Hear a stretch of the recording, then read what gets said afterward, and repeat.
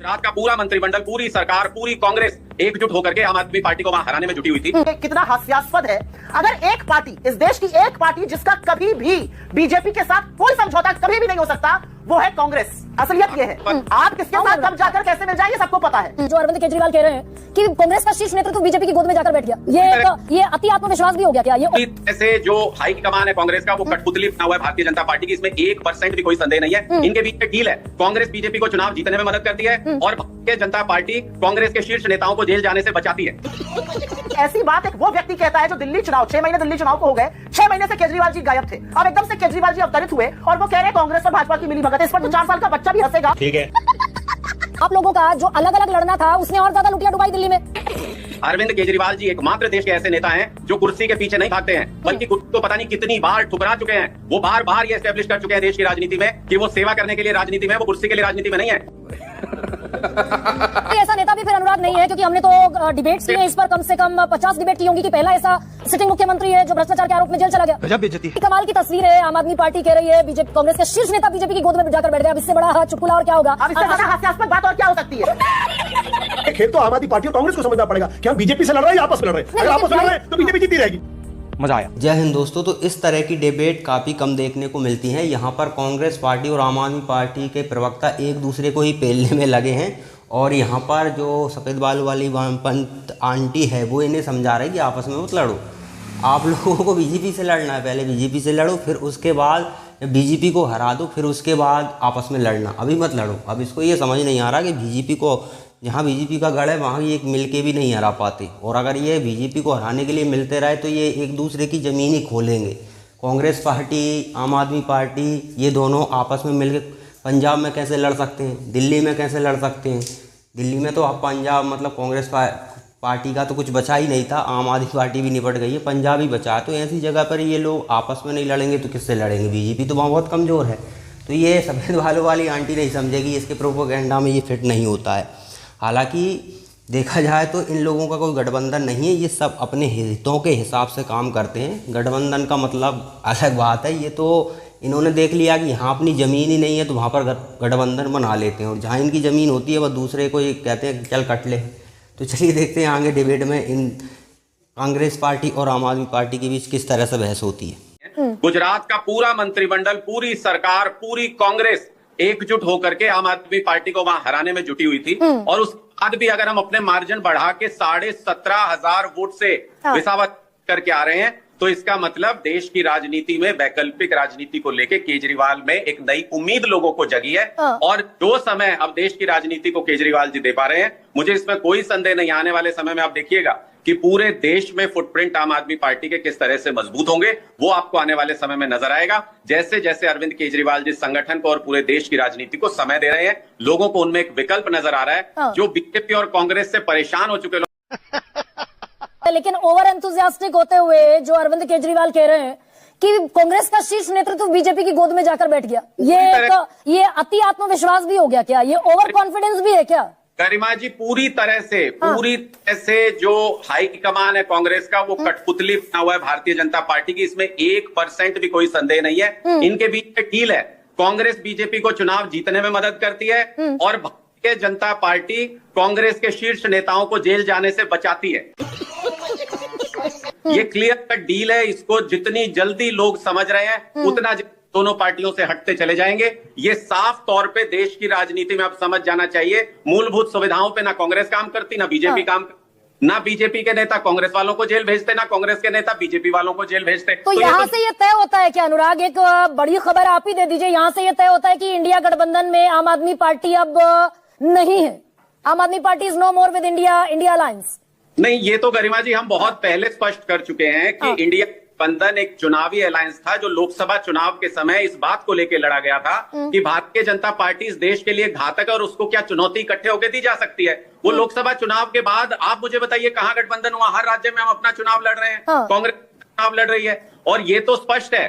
अब जो पूरा सिनेरियो देख करके ये तो स्पष्ट है कि कांग्रेस और बीजेपी जब आइडियोलॉजिकली एक दूसरे की मदद कर रहे हैं, जब एक दूसरे के नेताओं के पीछे खड़े हुए हैं, दिल्ली में इकट्ठे मिलकर चुनाव लड़ा इन्होंने, गुजरात उपचुनाव इकट्ठे मिलकर ये लोग लड़ रहे थे आम आदमी पार्टी के खिलाफ, तो अब तो ये पूरी तरह से स्पष्ट है। कोई नहीं मतलब तो फिर अनुराग, जो दिल्ली में हुआ कि आम आदमी पार्टी अलग लड़ी, कांग्रेस अलग लड़ी, बीजेपी अलग लड़ी, बिकॉज ये बात आप प्रूव नहीं कर पाएंगे कि बीजेपी और कांग्रेस इकट्ठे मिलकर लड़ी। लेकिन आप नहीं, एक सेकेंड रुकिए ना, आप लोगों का जो अलग अलग लड़ना था उसने और ज्यादा लुटिया डुबाई दिल्ली में। 17 में से भी 5 विधायक चले गए टूटकर, 7 उपचुनाव हुए, किसी में भी कांग्रेस जीत हासिल नहीं कर पाई।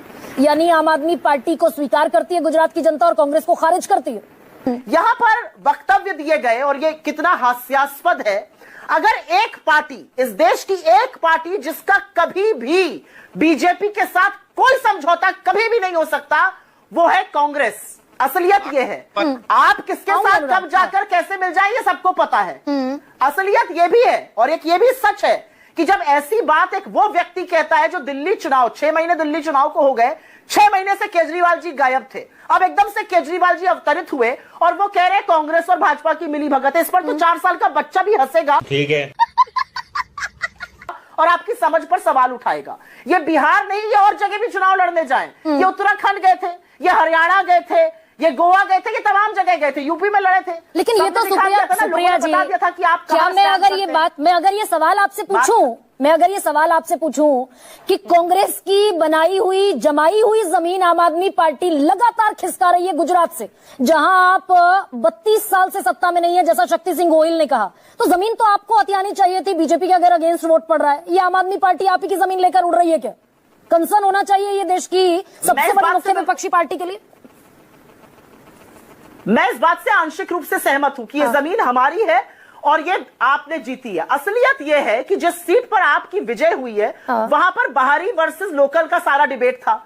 जो गोपाल इटालिया थे उनके खिलाफ बीजेपी ने बाहरी को टिकट क्यों दिया, उनके हर्षद, उनके जवाब, जो बड़े बड़े नेता है वो लगातार उनके खिलाफ बोल रहे थे। क्यों उन्होंने आम आदमी पार्टी को समीकरण बना के जिताया? हम तो सवाल इस बात का उठाते हैं, कि 2022 के बाद जो आम आदमी पार्टी निरंतर नीचे जा रही थी और दिल्ली के बाद जो लुप्त हो गए थे केजरीवाल जी, उनको ऑक्सीजन देने का काम बीजेपी ने क्यों किया और कैसे किया। और आपका जिस तरह से पंजाब में चल रहा है, यहां पर ये पैसे की बात कर रहे हैं, 91 करोड़ रुपए प्रचार प्रसार का बजट होता था, 791 करोड़ कर दिया इन्होंने। 791 करोड़ में अरविंद केजरीवाल जी की और भगवंत मान जी की फोटो लगकर चिपकाकर हर जगह चमकाई जा रही है। लेकिन मैं वापस अपनी बात पर आती हूं और जहां तक गुजरात की बात है, मैं इस बात को स्वीकारती हूं कि यह हमारी जमीन है और मुझे पूरा यकीन है कि हम इस जमीन को वापस हासिल करेंगे। तो करना, ये भी परेशान हो गए, हम भी परेशान हो गए, करो फिर। चलिए मैं ये कहती हूँ एक उपचुनाव को हम केस स्टडी के तौर पर जरूर देख सकते हैं, लेकिन जनरलाइज नहीं कर सकते। मैंने मान लिया विसावदर सीट से हम कांग्रेस का ग्राफ जनरलाइज नहीं कर सकते, लेकिन इस बीच 7 सीटों पर उपचुनाव हुए और 7 की 7 सीटों में कांग्रेस बाजी नहीं मार पाई। अलावा इसके जो 17 विधायक जीत कर आए थे उसमें से भी 5 टूटकर चले गए और कांग्रेस का कार्यकर्ता बब्बर शेर है, ऐसा राहुल गांधी कहते हैं। और बिल्कुल है, मेरा ऐसा मानना है, जिस 32 साल से जिस गुजरात में अगर हम सत्ता में नहीं है और वहां पर कांग्रेस का कार्यकर्ता खड़ा होकर भारतीय जनता पार्टी की जन विरोधी नीतियों का विरोध करता है और सवाल पूछता है, वो बिल्कुल बब्बर शेर है। कुछ भी पंजाब पर अगर मैं आऊं, गुजरात का आपने क्लैरिफिकेशन दिया, पंजाब में तो ये जो बीजेपी के जो सेंटिमेंट है, एंटी सेंटिमेंट, वो कांग्रेस के खिलाफ है। आम आदमी पार्टी वहां सुपरसीड करती दिखी पंजाब में और दूसरे नंबर पर कांग्रेस रह गई। यहां तो कंपटीशन में आप कांग्रेस थी ना, पंजाब में भी खारिज हो गई कांग्रेस। मुझे ऐसा लगता है पंजाब में जिस तरह से तंत्र का दुरुपयोग हो रहा है, लगातार हो रहा है, ये आप लोगों के कैमरों ने दिखाया। जिस तरह से कैंडिडेट को घूमने नहीं दिया जा रहा था और जिस तरह से पैसे का उपयोग आम आदमी पार्टी ने खुलकर जिस तरह से पैसा बहाया पंजाब के एक चुनाव में, वो सबको दिख रहा था। इस जो व्यक्ति जीते अरोड़ा जी, उनको चुनाव क्यों लड़ाया गया, उस पर मेरा मुंह क्यों खुलवाती है आप सबको? अच्छा सुप्रिया जी, सबसे करप्ट पार्टी, कितना पैसा खर्चा हुआ, सबसे आप भी कहती हैं, बाकायदा राहुल गांधी ने दिल्ली चुनाव प्रचार में राहुल गांधी आपके सबसे बड़े नेता, शीर्ष नेता कहते हुए दिखे, इतनी करप्ट आम आदमी पार्टी है तो लोकसभा में वो कौन सी मजबूरी थी जिसके तहत गठबंधन करके आपने पंजाब भी लड़ा, आपने गुजरात भी लड़ा, आपने गोवा भी लड़ा, हरियाणा भी लड़ा। यहां से मतलब ये लव अफेयर खत्म होता है ना? नहीं था हमारा हरियाणा। नहीं, आप एक मिनट, आप शायद थोड़ा सा, आपकी नॉलेज मुझे नहीं पता आपने क्या लाइन बोली। हमारा लोकसभा में गठबंधन बिल्कुल था क्योंकि वो समय की पुकार थी, वो देश की पुकार थी। चल झूठा। लेकिन हमारा गोवा में, हरियाणा में, उत्तराखंड में कोई गठबंधन नहीं था और वहां पर असलियत यह है कि बीजेपी और कांग्रेस के बीच जो विनिंग मार्जिन का गैप था, उतने ही वोट आम आदमी पार्टी को मिले। जमानत जब्त हुई वो अलग बात है, लेकिन उन्होंने शेयर जो काटा वो इसीलिए काटा कि बीजेपी की सरकार बन जाए। ये हरियाणा में भी हुआ, ये गोवा में भी हुआ, ये उत्तराखंड में भी हुआ।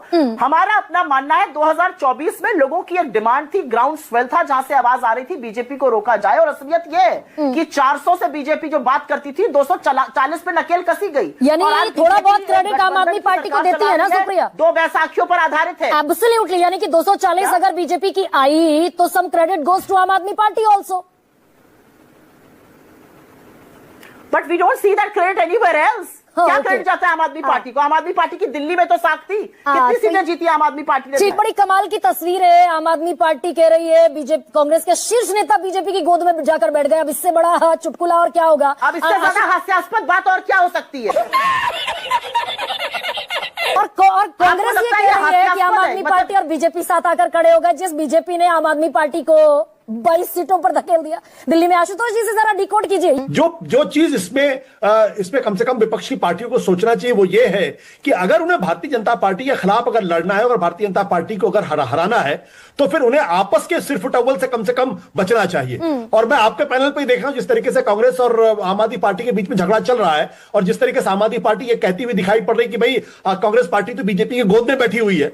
मुझे लगता है कि इससे कम से कम बचना चाहिए, क्योंकि अगर आप आज के हालात कुछ और है, हो सकता है 2 महीने के बाद हालात ऐसे बन जाए जहां आम आदमी पार्टी को कांग्रेस पार्टी के साथ गठबंधन करना पड़े, दोनों को मिलकर चुनाव लड़ना पड़े। अच्छा सर, ये जो बयान है अरविंद केजरीवाल का गुजरात को लेकर स्पेशली, ये दिल्ली जैसा सूरत हाल तो गुजरात में पैदा नहीं कर देगा कि भाई किसकी वो बिल्लियों की लड़ाई में ऐसा एक कहानी है ना कि 2 बिल्लियां आपस में लड़ती हैं, रोटी मेरी और बंदर उठाकर रोटी ले जाता है। तू समझा? हाँ। ये दिल्ली वाली सिचुएशन रेप्लिकेट होती दिख सकती है क्या गुजरात में? एक बात समझना पड़ेगा कि जो आम आदमी पार्टी दिल्ली में अपनी सरकार नहीं बचा पाई, वो गुजरात के अंदर कैसे लोगों को यह भरोसा दिलाएगी कि उसी मॉडल के आधार पर गुजरात के लोग उनको वोट देंगे। दूसरी बात क्या है, दिल्ली एक अर्बन कॉन्स्टिट्यूएंसी थी, पंजाब भी काफी हद तक एक अर्बन कॉन्स्टिट्यूएंसी आप मान सकते हैं, लेकिन गुजरात का एक बहुत बड़ा इलाका है जो आज भी रूरल इलाका है, और रूरल इलाके में आज भी कांग्रेस पार्टी की जो पैठ है वो बहुत मजबूत है। वहां पर बीजेपी भी उतनी मजबूत नहीं है। अगर आप जो कुछ शहरी अर्बन सेंटर छोड़ दें, जैसे जो 2017 में साबित हुआ था कि 6 बड़े शहर थे जहां पे आम आदमी बीजेपी ने जबरदस्त तरीके से जीत हासिल की, तो लगभग 90% सीट लिया था। अगर वो 90% का सपोर्ट नहीं मिला होता तो 2017 में भारतीय जनता पार्टी की हार हो चुकी होती। बट सवाल इसी बात को लेकर ये खेल तो आम आदमी पार्टी और कांग्रेस को समझना पड़ेगा कि हम बीजेपी से लड़ रहे हैं या आपस में लड़ रहे हैं। अगर आपस में लड़ रहे हैं तो बीजेपी जीतती रहेगी।